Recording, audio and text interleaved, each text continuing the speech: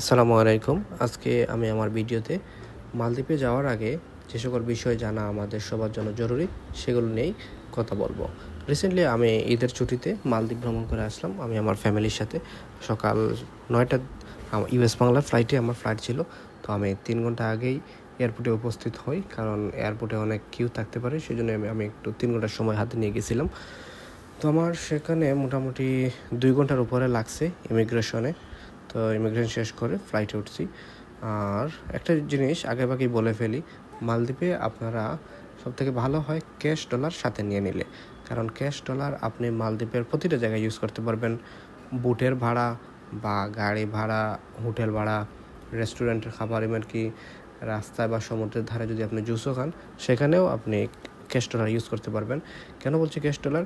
কারণ আপনি যদি কার্ড ইউজ করেন হোটেল বা রেস্টুরেন্ট যে কোনো জায়গায়, তখন আপনাকে প্রতিটা পাঞ্চেই এক্সট্রা 10% চার্জ দিতে হবে, এক্সট্রা 10% প্রতি পাঞ্চে। এটা একটা এক্সপেন্সিভ জিনিস হয়ে যায়, বা একটা হিডেন চার্জ আমাদের জন্য। তো এই জন্য এই ক্যাশ ডলার টাকাটাই ভালো।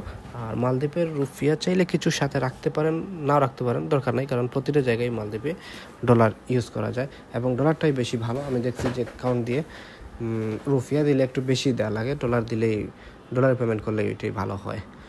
আর একটা জিনিস, মালদ্বীপে এয়ারপোর্টের সব কিছু টু মাচ প্রাইস। যেমন একটা হাফ লিটার পানি, ওইটার প্রাইস $4। তো আপনারা ভালো হয়, মালদ্বীপে যেহেতু অনেক গরম, এয়ারপোর্টে নেমেই আপনার পানির তৃষ্ণা লাগতে পারে, সেজন্য একটা পানির এক্সট্রা একটা বোতল আপনি প্লেন থেকে নামার আগে প্লেন থেকে চেয়ে নিতে পারেন। আর মালদ্বীপের এয়ারপোর্টে ওয়াইফাই আছে, ফ্রি ওয়াইফাই আছে, আপনি পাসওয়ার্ড ছাড়াই এটা কানেক্ট করতে পারবেন। এই গেল।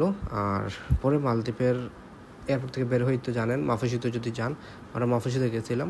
মাফুসিতে গেলে আপনার বুট লাগবে। আপনি যদি আগে থেকে বুট ভাড়া করে ফেলেন তাহলে ঠিক আছে, বা বুকিং যদি না দেন তাহলে ওইখানে আইকম টোর্স এবং মাফুসি টোর্স, এরকম দুইটা বুট আছে।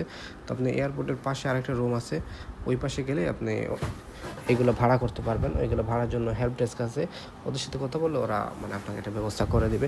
আরেকটা জিনিস বলে রাখি, আপনি যদি ব্যাংক বা কোনো প্রাইভেট প্রতিষ্ঠানে চাকরি করেন তাহলে ইমিগ্রেশনে আপনাকে এনওসি চাইতে পারে। তো মাস্ট বি এনওসিটা সাথে রাখবেন। গেল এদিক।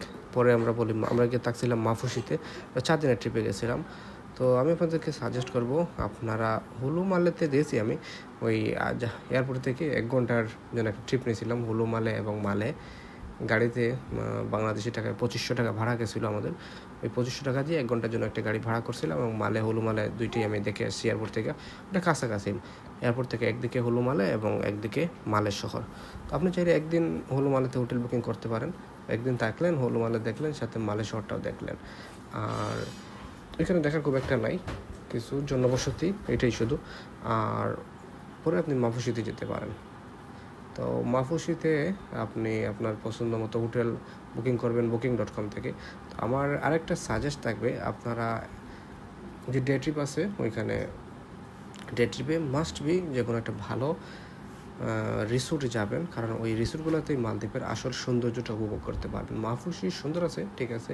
আমরা গেছিলাম সানসিয়ামে, $125 করে পার পারসন, সারাদিনের জন্য ডে ট্রিপ, সকাল 8টা থেকে বিকাল 5টা পর্যন্ত।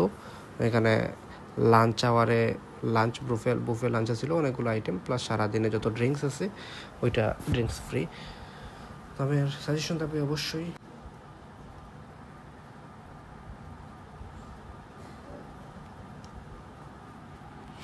পড়বে।